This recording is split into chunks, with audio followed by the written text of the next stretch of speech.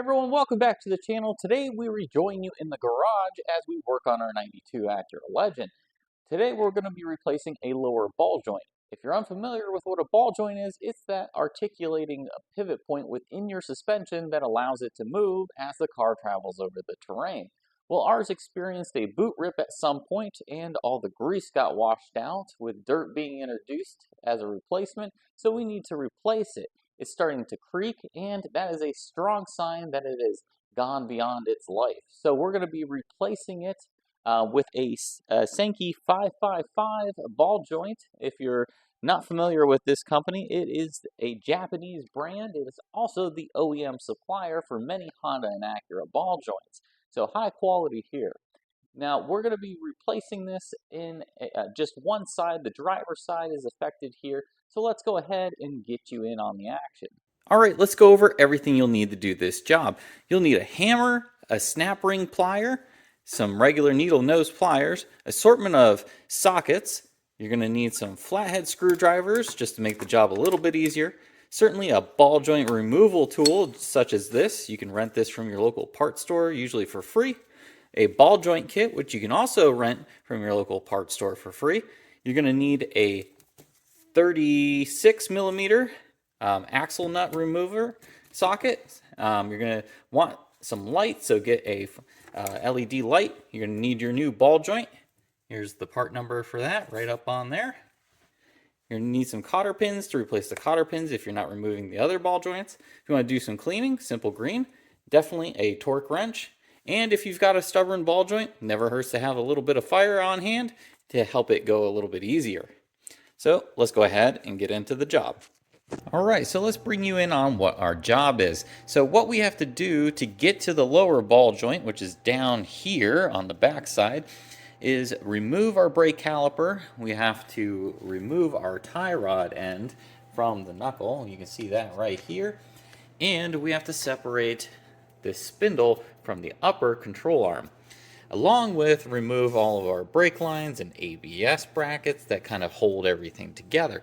Once we have all of that, we can then go ahead and remove this assembly and press out that lower ball joint. So let's go ahead and kind of show you how we do that. Now you want to start by removing the brake caliper here and then hanging it off to the side. So we'll go ahead and do that, and then we'll bring you back in. All right, we've got the caliper suspended over here off of the coil, and it's going to just hang out over there while we work on the rest of this. So now we've got to get our cotter pins out from all the various locations. Every time we see a castle nut, there should be a cotter pin. So there's likely one here, here, and then on the bottom. Additionally, we went ahead and removed the brake line bracket that goes right here to 10 millimeters. And then we've got this ABS sensor that we're going to have to remove as well. Now, I'm going to be removing the brake rotor here just to prevent it from getting damaged. Those of you familiar with Hondas know that these little retaining screws like to seize up on you. So if you don't have an impact screwdriver, it's going to be a little bit of a challenge to get those out. All right, went ahead and removed my rotor. You can see that's all separated now. Now I'm working on my tie rod ball joint end here. Now if you don't have one of these ball joint separators, you can rent them usually from your local parts store for no cost. Now I've got to get everything situated over here and go ahead and remove this ball joint. So it's pretty easy. We just go ahead and tighten up everything until that ball joint separates. All right, we went ahead and removed our 36 millimeter axle nut right here. It is easiest to use an impact wrench, but you can do it if you have a breaker bar. Just make sure that you unstake that and have a new one ready to go back together. Now we're working on removing our upper and lower ball joints. This will allow us to remove this entire spindle and take it over to our work area.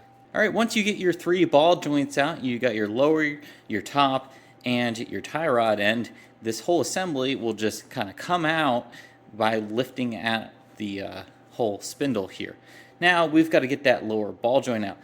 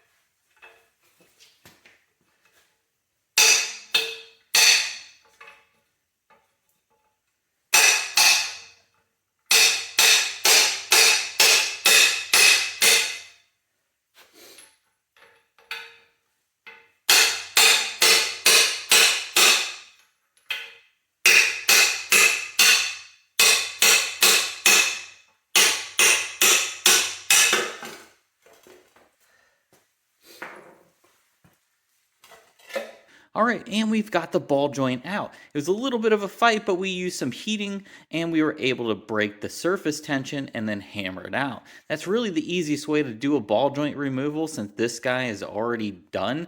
There's no sense in saving him or trying to do it a delicate way. Just use a big hammer and knock it out. Now we just got to prep the surface real quick and then insert our new ball joint and start working on pressing it in.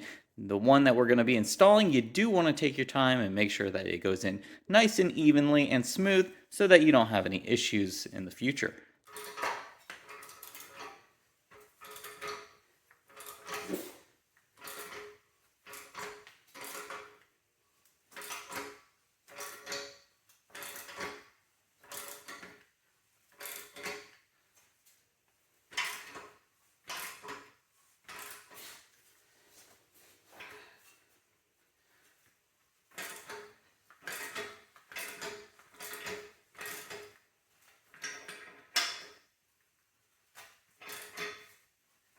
All right, we've got the ball joint all pressed in. You can see how fairly easy it was. Once you get the right cups selected, you can press it back in with very little ease. Just go ahead and make sure you got it lined up. Go ahead and put your clip back in.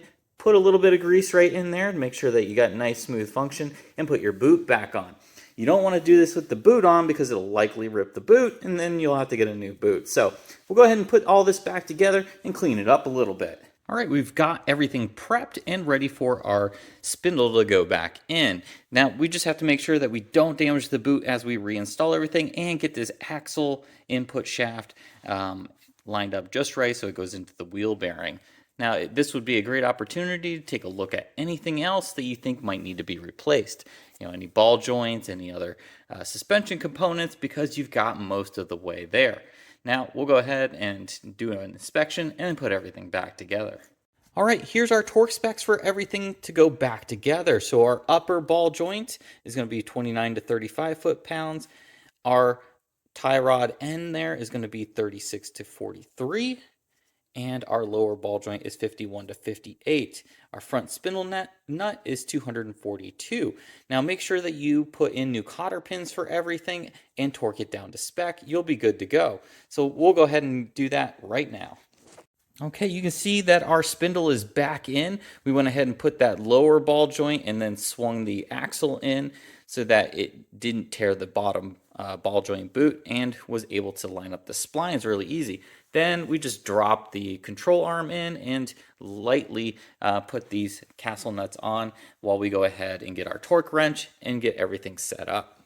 All right, you can see we've got pretty much everything put back together. We've got our brake rotor put back on. We've got our axle nut. All we have to do is stake it down. We've got our ABS sensor and our ball joints all put back together with their cotter pins. So that's pretty much it for this one. We just got to put our brake caliper back on and put the wheel back on and we'll be good to go. So this car is ready to go back on the road, and that'll do it for this video. We'll see you on the next one.